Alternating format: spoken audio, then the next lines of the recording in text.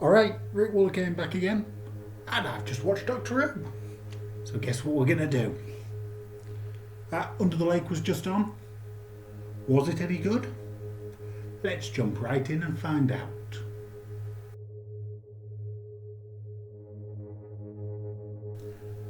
Okay, once again, not a great deal to go over in terms of plot. They're in an underwater base. There's ghosts.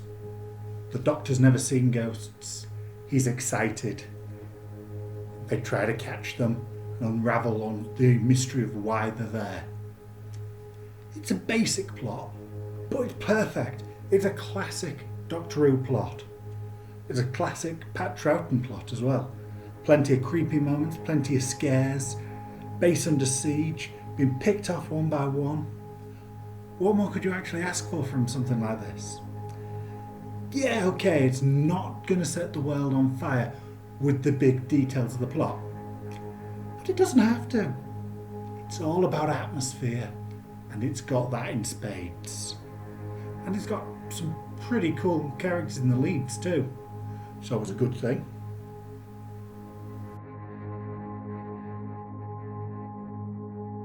Not quite as good in this as he was the last couple of weeks, but still frankly awesome.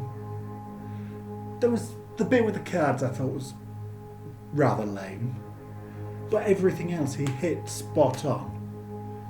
And his excitement at the ghosts was really cool. Oh, another thing he didn't quite do right was his fatherly approach to Clara, or whatever that was meant to be.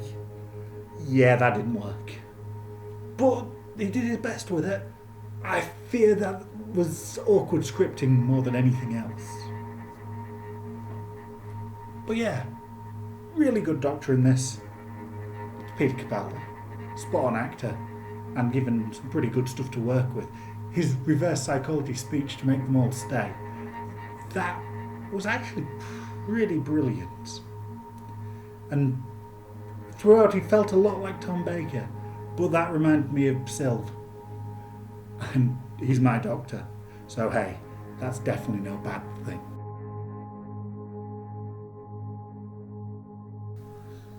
Clara, Clara, Clara, how have you done this? Seriously, how have you done this? Last year I hated you so much. I'd written you off completely. Right, Christmas, you annoyed me so much. And now you're acting like a proper companion. You're excited for the adventures. You're helping the Doctor. You're not stealing the spotlight. Really, you've changed so much. And I'm not ready to like you yet. Sorry, but I've been hurt too much by you in the past. I'm not ready to like you yet. Oh, wow.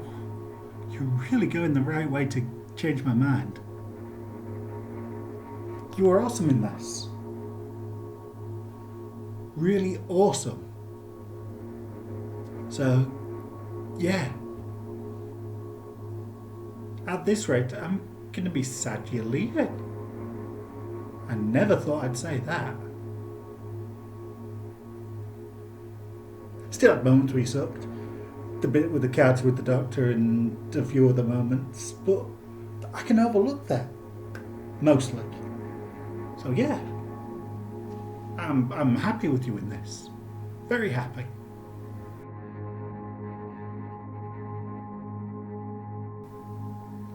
Yeah, I wasn't so happy with these. So this is the rest of the crew. And frankly, they're all stereotypes, archetypes, and really quite bland. The representative of the company, I can't even remember his name. I think it was Richard, same as mine, and I still can't remember it properly, to be sure. And that's endemic of all of them. I don't remember them because they weren't memorable. But yeah, he was a fun character. I hated him, and I loved the Doctor calling him an idiot. That was a really, really nice moment. I loved that moment. But he's still just a cardboard cutout. Seriously. Name any real personality traits any of them showed. There's one moment that really impressed me. That was more than just a caricature or a stereotype or an archetype.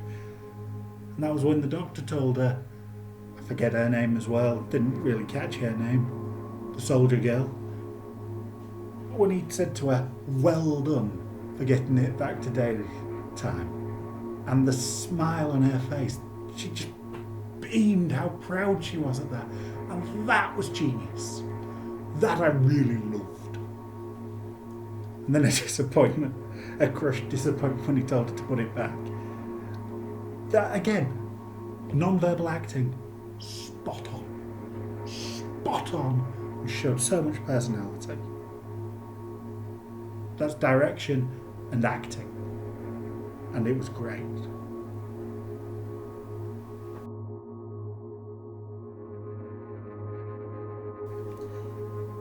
And so the ghosts. It's hard to really talk about them as personalities because they clearly had none. So we'll talk about them as an abstract concept. I thought they really looked awesome. They really looked amazing, truly amazing. And the way they couldn't touch anything but metal, I thought was really good. Then, of course, they're made of electromagnetic pulses. That is what I took away from how they were created. How that thing on the wall was a magnet, and how they wouldn't come out because of the checks on the magnetic things. Yeah, that to me sounds like they're an electromagnetic thing. Could be wrong. I hope they surprise me next week. But that's how they seem to me. Also how things seem to me. Is it just me? And this correct me if I'm wrong, this could just be me hearing the term ghost, hearing the term trap, seeing live bait and running around corridors and the plans not going right. That was kind of Scooby-Doo, wasn't it? I mean, I love Scooby-Doo, so that's not a criticism. But seriously, a plan with live bait to catch a ghost, and it goes wrong. That's, every episode of Scooby-Doo ever. Well, not the ones without the gang, not the ones without the mysteries, but we don't talk about them. Wonder what they're going to turn out to be next week, or what's going to turn out to be the mastermind behind them. And of course, as we're talking about this sort of thing, what's in the box? What's in the suspension chamber? My first thought is it the Doctor? But we shall see. Also, let me point out, the Doctor's ghost at the end there. Does anyone really think he's going to die next week?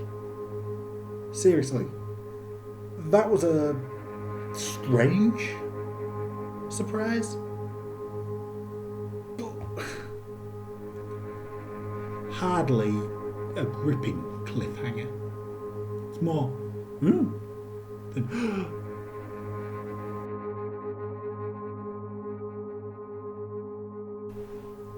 Okay, to sum up, I really enjoyed it. It had so much atmosphere, and it was a really good setup. I'm looking forward to part 2 next week. And hey, if it's a 2-parter, and you come away from the first part thinking, I can't wait till next week to see what happens, that's a successful part 1. Okay, if you're in this looking for the big character stuff, that's not so much there. You had lots of that last week though. This is about atmosphere and about the Doctor unravelling the mystery.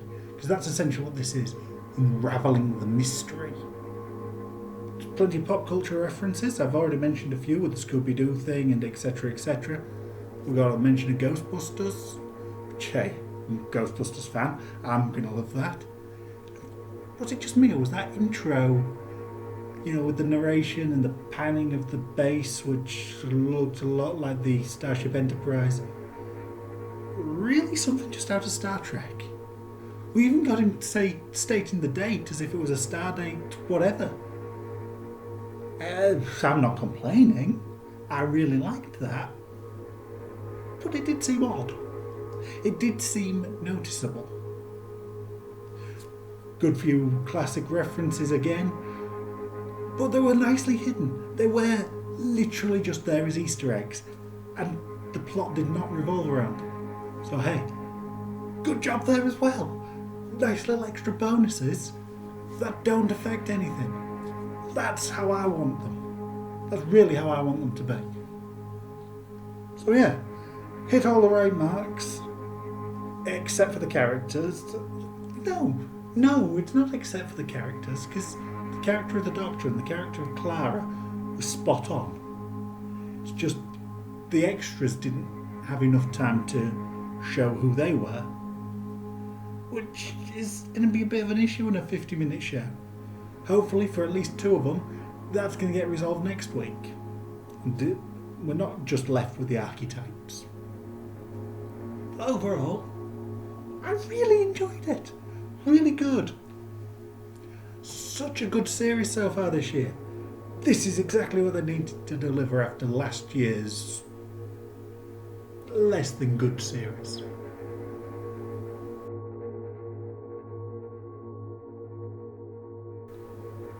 I think I'm going to say 8 again. I know I'm being really positive here. I really enjoyed it. I thought it was better than last week's, in some ways. So, yeah, really good. Really well worth watching. Looking forward to next week. Until we've seen that one, silly.